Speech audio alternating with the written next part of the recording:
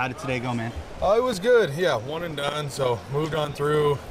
Always rough to open, or not rough, but not ideal to open your season at Olympic trials, but made it through. So happy with it. How do you balance all of that in terms of mindset and mentality, knowing you want to do well, but also you're building up to something? Yeah, so a lot of focusing on efficiency today, kind of expending as little as I can to get through. And since I've been healthy for the past month, just training to hit that standard. I figured 21 would comfortably make it through, so I've just been putting a marker at 21 at the end of every practice, take a throw at it, save it, call it good, and I think I'm on like a 16 throw streak. So felt confident going through. Actually, I haven't had one that was short this year, so yeah, feel good. I think the biggest thing in this execution, when I don't have a full outdoor season to rely on, is kind of practicing and replicating what I'm trying to do in training. So I feel like I've done a good job of that. And the sweet part about just being here, being back at Hayward, being home, how cool is that, man? Yeah, it was great. I mean, I've been dealing with an elbow issue, dealing with a pec issue, but get out there in front of the crowd, don't feel it, so that's good. Appreciate you, man. Yep. Can you tell me more about the injuries and what happened? Yeah, so it's been difficult. So I messed up my ulnar nerve at World Indoors.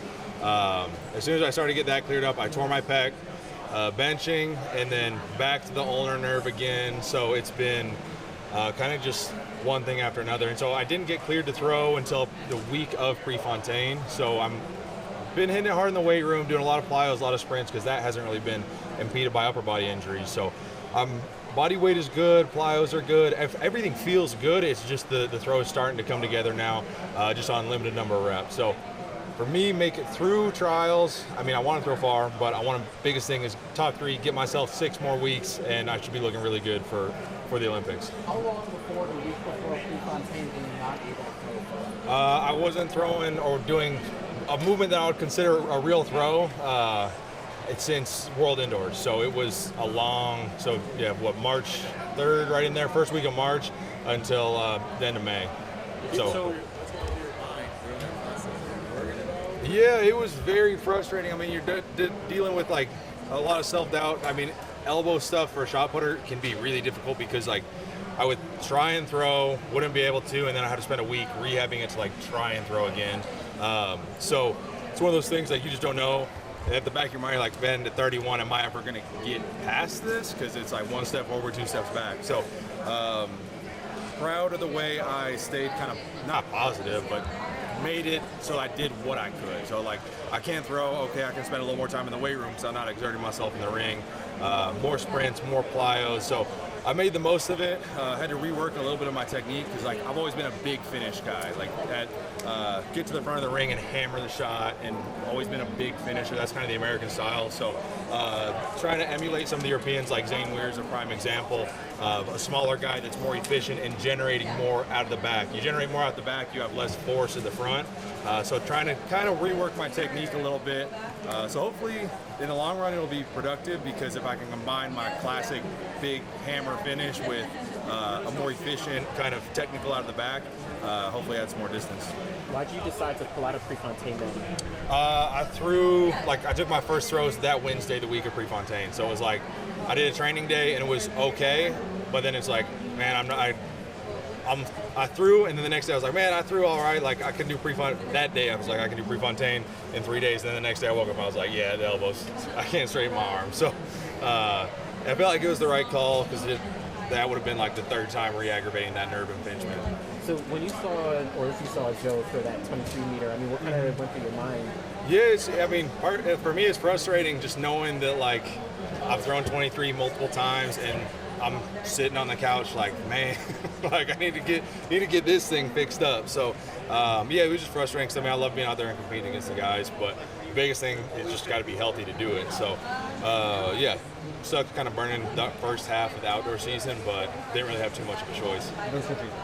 No, so I did have an operation, a hydrodissection. So they go in with saline and anesthetic and go under the nerve and try and clean up and lift that nerve out of the ulnar groove. So your ulnar groove goes through the elbow, so they go underneath it and try and lift it just with salt water, and it's super uncomfortable.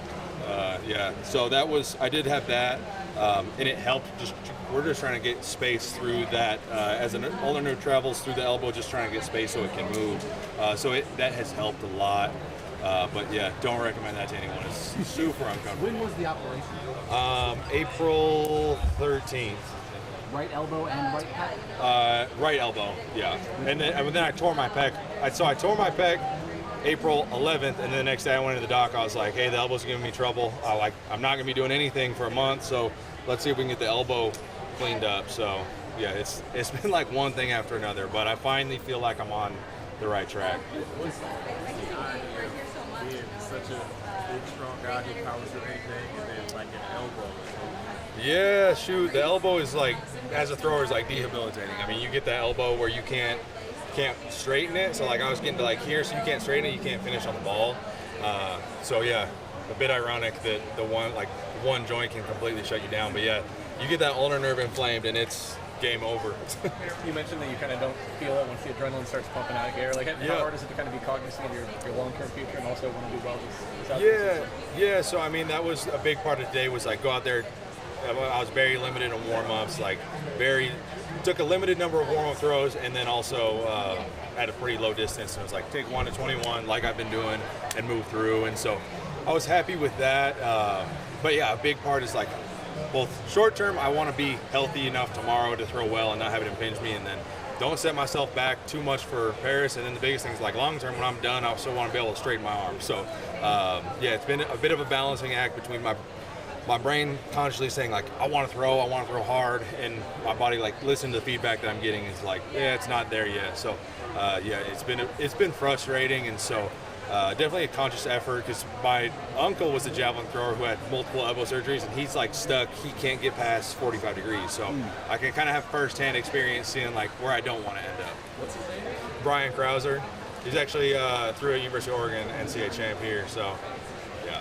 How much does all this affect your belief and confidence that you can hit the number that you've got written on the board in your weight? Yeah, I mean, it's definitely been a challenge. There's been like a lot of days where I've had to take a step back and be like, because I'm looking at it, it's like, man, that seems impossible. Because even like, I throw 23 meters and like take a week off at the end of the season, and I pick up the shot and I look at where 23 meters is, and it's like, there's no way I'm getting back to that. So yeah, when I'm struggling, like for a while, like I was struggling to throw 20 meters, even like 19 meters, which is a level I haven't been at since high school, freshman year of college. So it's like, to see the distances that I was at was very humbling. And so kind of taking it just day by day, because it's easy to get lost in the big picture, like saying, I want to throw 23 mid, 23 high right now, and it's like, I can't throw 19. So it's really easy to see that, and that spread seems impossible to overcome. So mostly it was just like day by day, like instead of I need to throw 23 right now, like, man, I just need to throw 19 meters. I need to throw 19 meters pain-free. And then it was like, all right, I need to throw 20 meters well, because it was like, I can smash 20 meters like I used to, but I'm not using my technique efficiently. So yeah, it's been a tough road for sure, but I'm proud of how I've overcome what has been a really, really difficult spring. Yeah. Thank you, Ryan. Yeah. So what do you